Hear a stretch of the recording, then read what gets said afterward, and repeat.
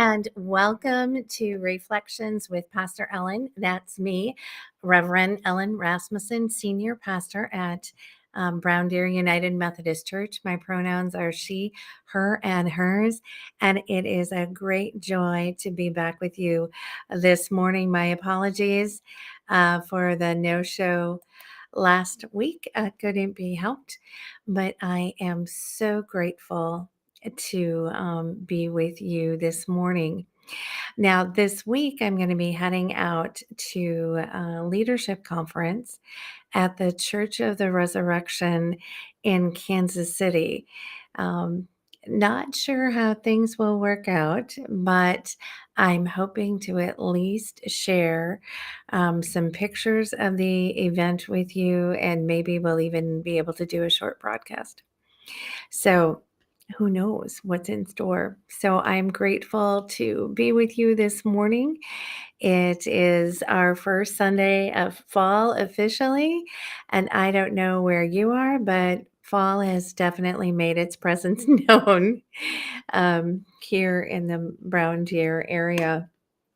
Yesterday, I give thanks for the number of folks from Brown Deer UMC and Redeemer Hmong UMC who came to do some fall cleanup and preparation for the next season at church yesterday. Thank you all for your generosity and your service. At 9:30 today, where I'm preaching on a reimagined life, and I'm using Psalm 91 for that text.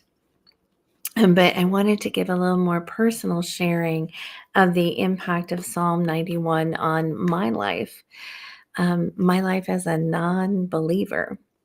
So I want to share with you. So this is the Bible given to me by Chaplain Ellis of the United States Coast Guard. I met him at military hospital in Millington, Tennessee, when my mom was dying. I had taken her home to see her family so she could say goodbye. And we ended up within 24 hours of our arrival at Millington Naval Hospital in Millington, Tennessee. And she had developed a blood clot on the way down, and we knew she was in her final days with cancer. And Millington, there's this part of me that says, oh my gosh, we've just gotten down here to say goodbye to your family, and now we're ending up in the hospital, and it should have seemed strange. It should have seemed foreign, right? In this situation, except that was the only hospital my mom never really complained about. And the hospital itself was in the process of basically converting from an inpatient facility to a trauma center or stabilization place. And they would send their cases to Memphis, to the larger hospital. So when my mom was hospitalized, we were received so well by everybody. Many of the medics looked upon her as a grandmother and took such great loving care for her.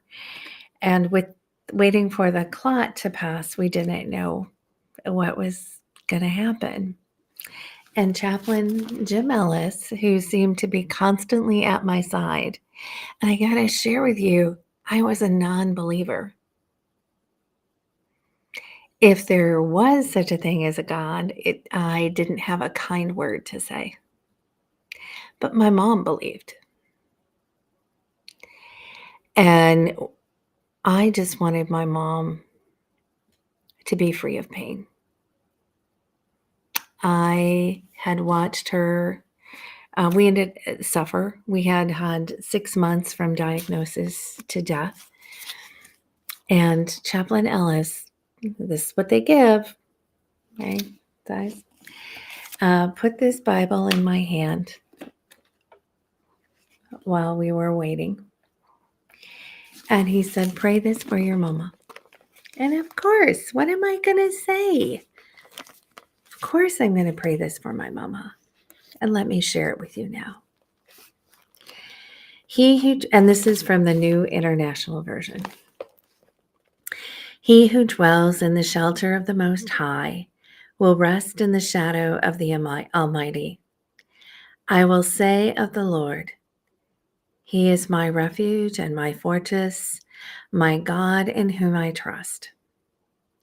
Surely He will save you from the fowler's snare and from the deadly pestilence. He will cover you with His feathers, and under His wings you will find refuge. His faithfulness will be your shield and rampart.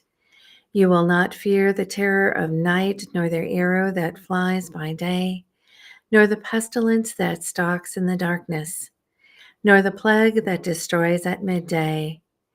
1,000 may fall at your side, 10,000 at your right hand, but it will not come near you. You will only observe with your eyes and see the punishment of the wicked. If you make the Most High your dwelling, even the Lord who is my refuge, then no harm will befall you, no disaster will come near your tent. For He will command His angels concerning you to guard you in all your ways. They will lift you up in their hands so that you will not strike your foot against a stone.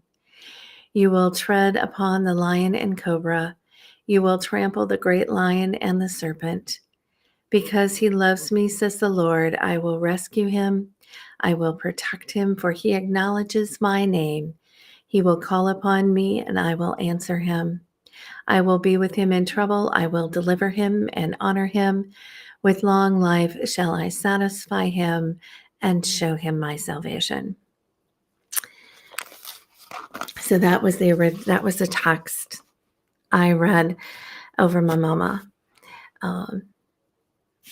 And I realize it's not the most inclusive translation, but it is the translation that I read as a non-believer.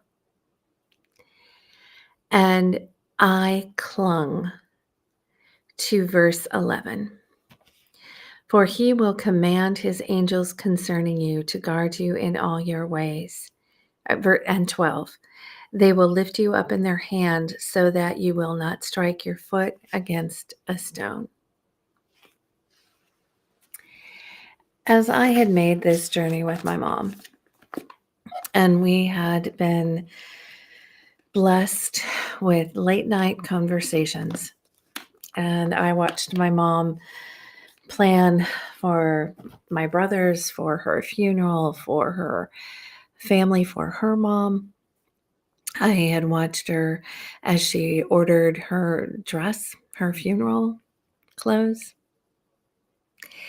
And there were times things went really well, and there were times they didn't, and there were times filled with great love, and there was time filled with tears.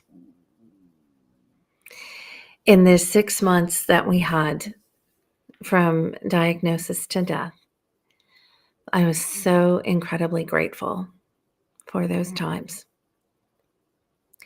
I had no idea that when we took the trip for her to say goodbye, that we wouldn't return home in a better state. It took a lot to get her home so she could be here, or be at home, which is where she wanted to be.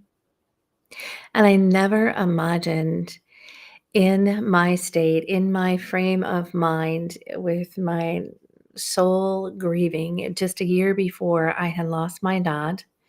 And in between that, my divorce had been finalized. And I have 2 young children.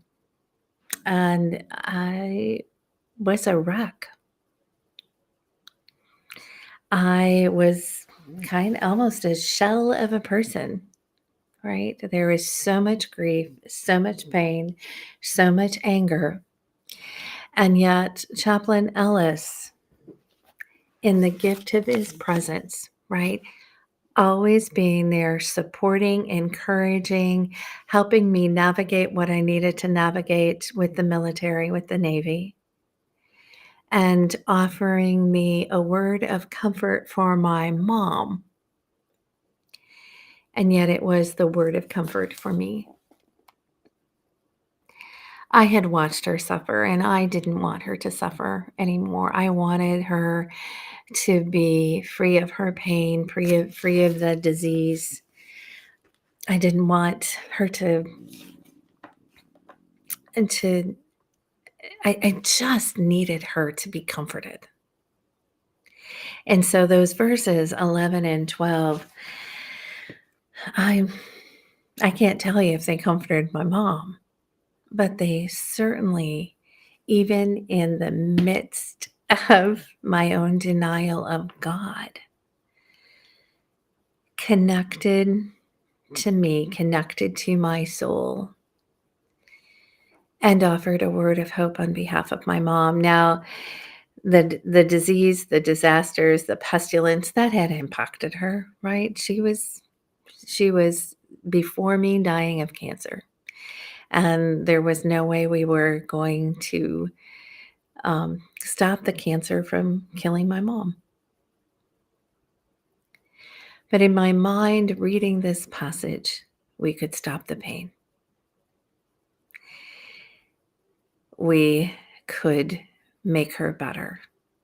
And I imagined as the angels lifted her up, they lifted her away from the disease. That she was now being surrounded in comfort and grace.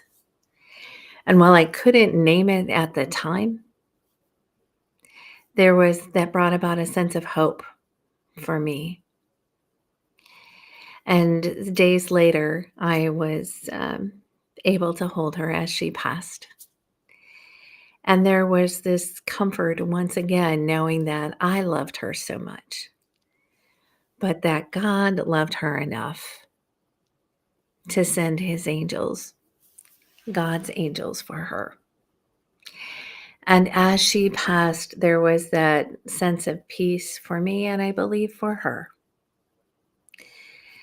And I am so very grateful that Chaplain Ellis took the chance on a non-believer, gave me the Bible, and told me to keep it, right? And as you can tell, it's been read a bit and held together with the rubber band that I'm soon going to have to replace. But he said, keep it. And he said, I can't tell you when,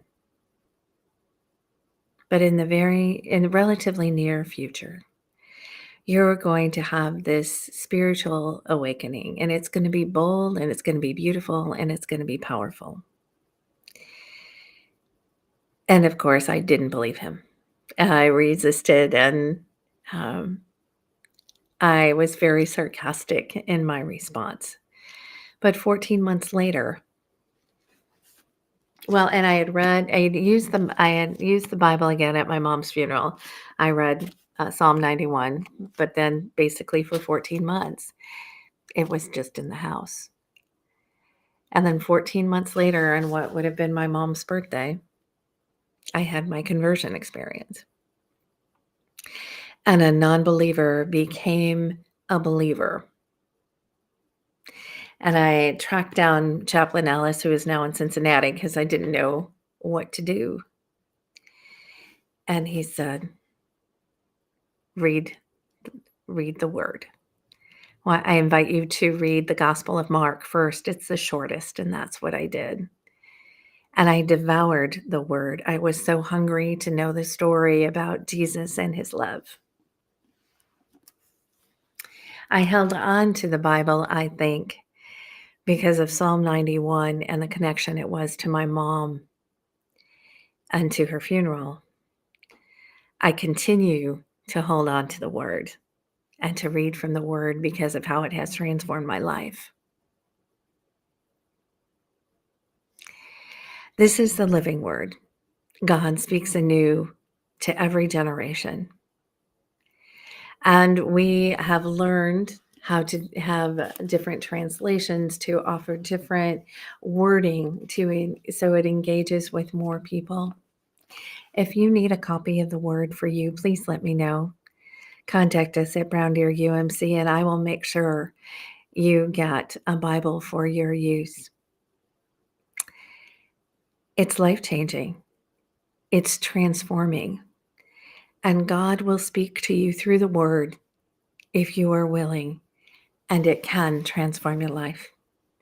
Thank you for joining me today. Blessings for your day. I hope your fall season is off to a great start.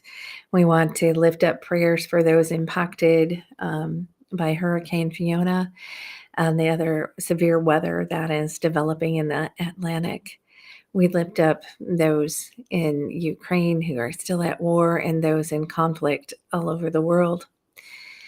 We do have a God who seeks beloved community for each and every one, who loves us beyond measure, who calls us precious and honored. May you know that God with every cell of your being. Thank you for being with me today. And if you'd like to give online, I share this video and I will see you next week as we celebrate World Communion Service at 9:30. And we'll talk about the table of grace at 8. Blessings.